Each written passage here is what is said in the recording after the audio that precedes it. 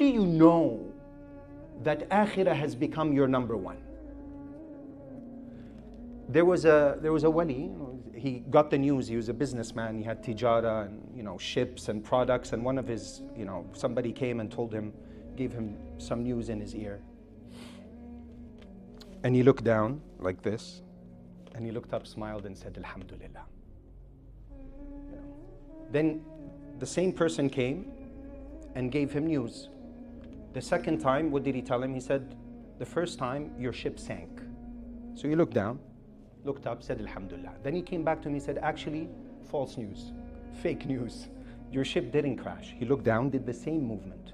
Looked down, looked up, smiled and said Alhamdulillah. They asked him, what was that all about? He said, I looked in my heart when I got the news that I lost something of this dunya to see if it was impacted by the loss. And I found that it was the same. So I said Alhamdulillah. Then when I got the news that it wasn't my ship, he didn't stop there. He said, now let me check the other way around. Was I pleased to gain anything of this dunya? Usually when someone comes, got a raise, oh my God, I got a raise at work. You get so excited, you want to tell everybody why.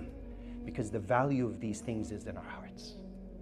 Sahaba, they sacrificed so much for the deen became valuable. Now we sacrifice so much for things that we can't even take with us to the grave. Like literally knew a youngster, he's like, my dream car is a Porsche. He spent all years like saving up for the Porsche. And I usually share this example. Imagine what happens, he spends 15, 20 years just saving for this. Then he buys the Porsche of his dreams, parks it in front of his house, and then sees someone literally come, one of the kids, and key his car. What would he be keying? He would be keying what? The person's heart, not the car. Because he sacrificed what? Time and money. He sacrificed time, his effort, so many things just to achieve that money.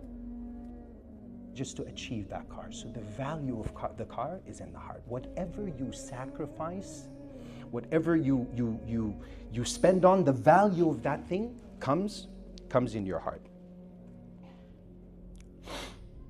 The foundation of the people of batil, and I always say this, is what? Is mulk and mal.